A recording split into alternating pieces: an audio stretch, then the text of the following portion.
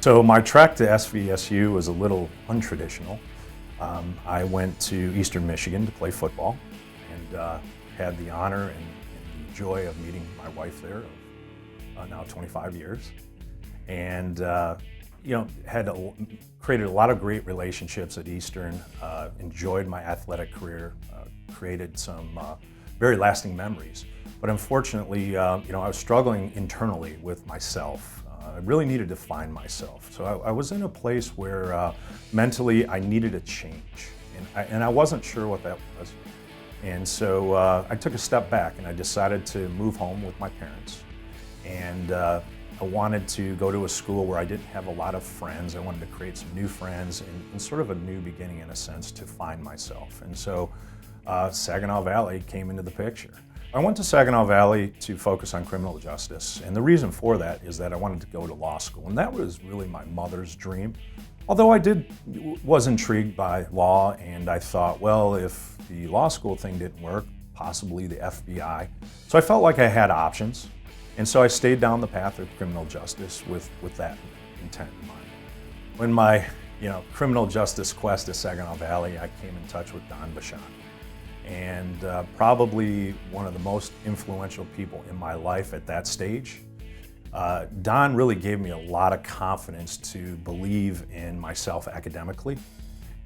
I can remember the exact point where sort of the switch went off, like, wow, this guy believes in me, and he started giving me that confidence. I had to write an essay. And I turned in the essay thinking, well, that's probably C work, maybe B-, and it came back with an A. And in fact, Don called me into his office and said, hey, this was a really great paper. And from that moment on, all of a sudden the confidence started to build, and the belief that I could have a lot of success academically started to come into my mind. And really that was the impetus for me having the success I had at Saginaw Valley. But when I finished my career at Saginaw Valley, I had to make a decision. Do I go to law school? Am I going down the path of trying to get into the FBI?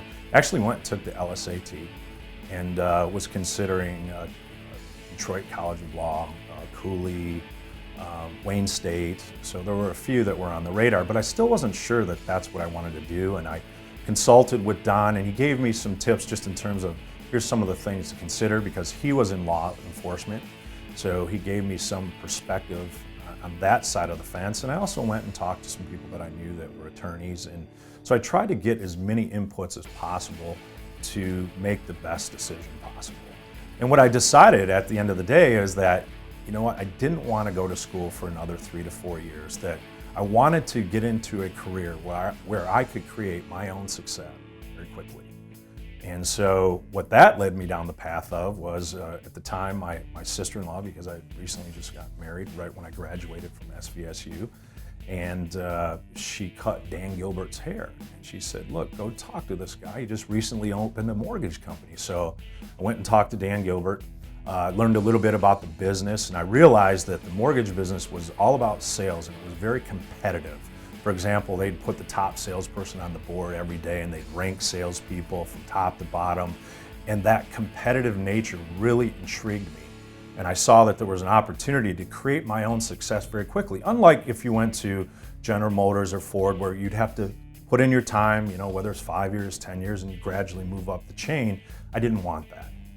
I wanted the fast track, and I saw mortgage sales as that opportunity. I went to work for Dan Gilbert at Rock Financial in 1993, February 2nd, 1993. And I started as a loan officer.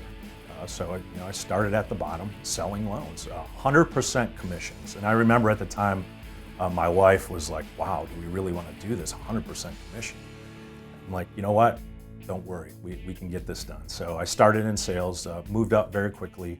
By 1994, I went and opened a series of branches, mortgage branches, within real estate offices up in Genesee County. So I went into 2 Century 21s and a RE/MAX. So I was writing loans inside real estate offices with a focus on purchase business. So I did that from 1994 all the way through 1998. So I was also leading people, so I was a producing manager, writing loans and leading people at the same time. In 1998, I took over the entire sales force, which at that time, we were in 7 states, we had 32 locations. So I stopped writing loans at that point, took over the entire sales force in 1998. I did that all the way up until 2002.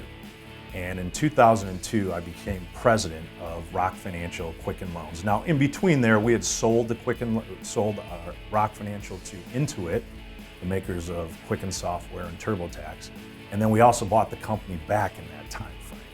So in 2002, though, I became president of Quicken Loans at that point. And I did that from 2002 all the way until 2009. In 2009, I came over to become CEO of Fathead.